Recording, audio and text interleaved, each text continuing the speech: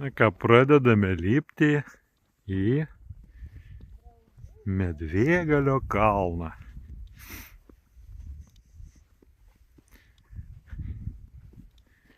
Medvėgalis nuo 1316 metų rašytiniuose šaltiniuose. Šiuo metu archeologinis kompleksas Dunkso Šilalės rajono buvusio Karužiškės dvaro, kurie priklausė Bytautams laukuose. Nuo čia iki Kaltinėnų miestelio apie 8 kilometrai, o iki senojo Žemaičių dvasinio ir kultūrinio centro Varnių 12 kilometrų. Už 30 kilometrų kita garsi Žemaičių kalva, Piliakalnis, Šatrija. Nu va, irgi nebuvom. Įdomu. Kuri yra antra pagal aukštį kalva Žemaitijoje. 228 metrai. Nedaug nuo jos toje pačioje Žemaičių gynybinių kalvų grandinėje yra ir Girgždutės kalva.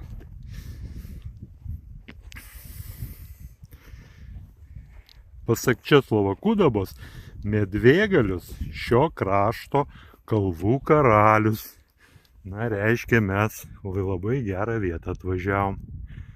Nuostabu.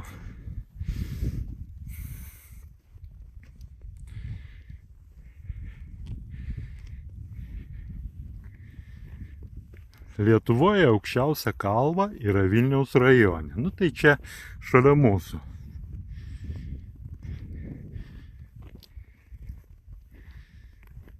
Taip. Na kągi, lipam. Nu gražu.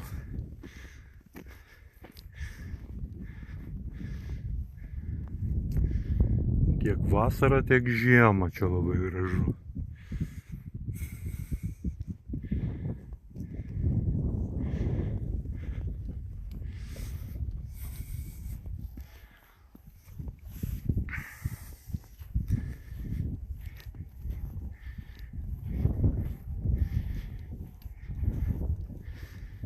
Medvėgalį sudaro dvi viršūnės - aukštesnioji ir žemesnioji. Medvėgalio piliakalnis, Pilies kalnas,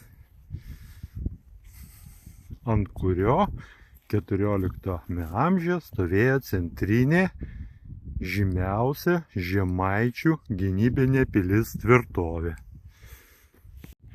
O čia labai įdomu. Kapinaitės.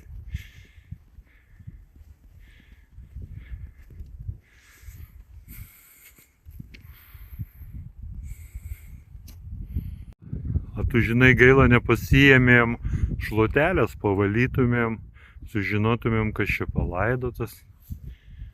Aišku, supratau. Karužiškės dvaro kapinės, jo savininkų kartoms įsteigtos 1854 metais dvarui priklausiusioje vyskupo Motiejaus Valančiaus pašventintoje Medvėgalio kalno žemėje. Aišku, šio dvaro savininkų kartoms.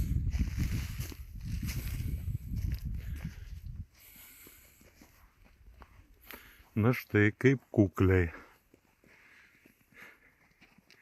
bet atskirai.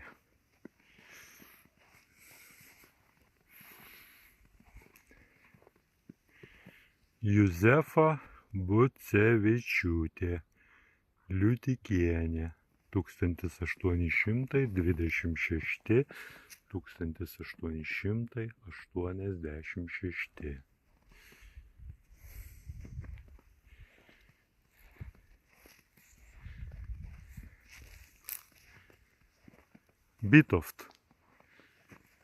Bytautas 1890, 33 XIX amžiaus pradžia. Pradžioje gimė jau po sukilimo pirmojo ir 1900-aisiais numirė. Tai gyveno 67 metus.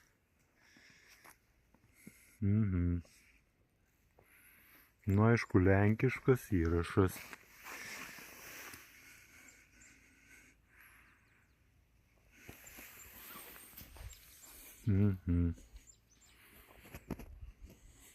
Na tai ką, tai pati stipriausia, žinomiausia Žemaitijos pilis čia buvo, kiek aš supratau. Nagi pažiūrėkim, kiek čia tų vėliavų.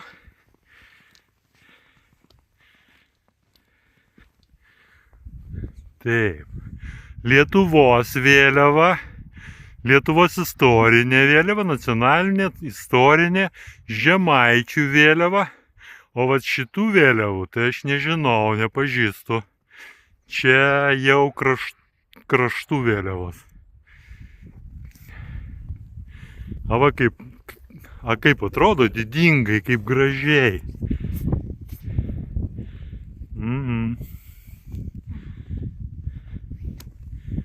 Ne, iš tikrųjų labai gražu. Tokiai vietai. Va čia tikriausiai čia žemesnioji buvo. Čia va ten būtent pilies vieta. O kaip tik. Na ką, lipam į pilies kalną.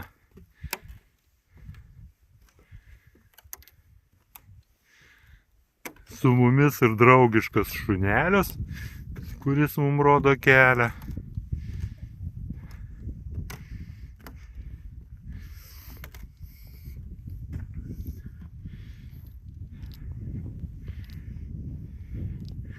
Taip, nenuostabu, kad tokiai vietoj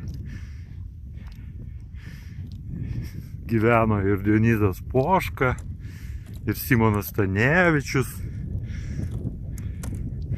Užgimė visas mūsų nacionalinis judėjimas, mūsų tautos gaivinimo idėja čia subrendo, galima sakyti. Šitų vietų prasidėjo.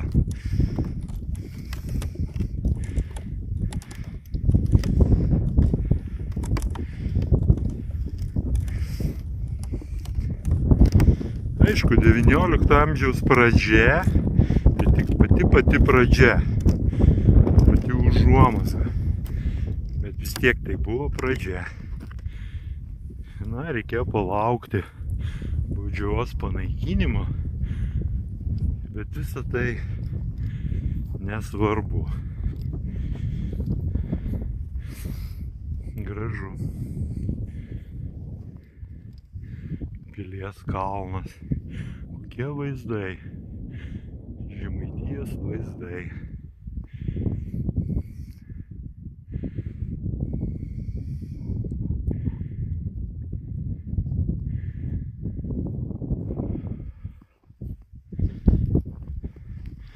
Jo, mes dar šiandien keliausim į Kaltinėnus.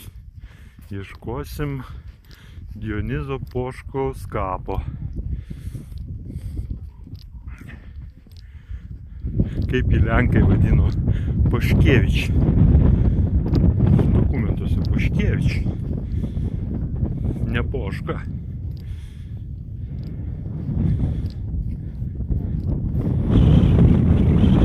Jo, jį tik tai glostyk. Nu, ir atsigulė ir glostyk.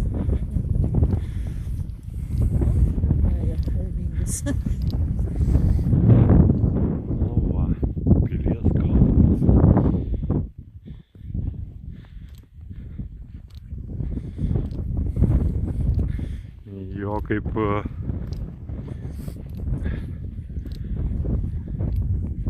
nuostabu. kaip Beresnevičius rašė, kad tokie kalnai buvo savotiški zikuratai lietuvių. Čia ir gynėsi, čia ir meldėsi, čia aukojo dievams.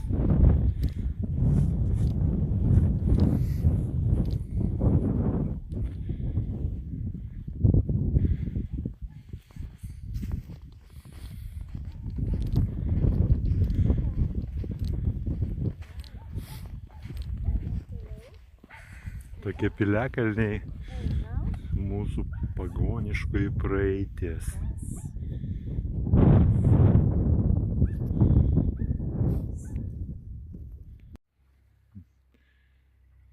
Apžiūrėjęs Medvėgalį, galiu pasakyti, kad vis dėlto neįtikino manęs istorikės Ingos Baranauskienės teiginys, kad žemaičiai labai jau norėjo būti su Lietuva. Taip, Lietuvą išnaudoti savo gynybiniam tikslams, taip, tikrai, gali būti. Bet tikrai, kad labai jau trokšti būti Lietuva, tai kažkaip, nežinau, abejoju. Aišku, ne Karpatai, bet vis tiek vieta tarp lietuviško dangaus ir lietuviškos žemės. Nuostabu.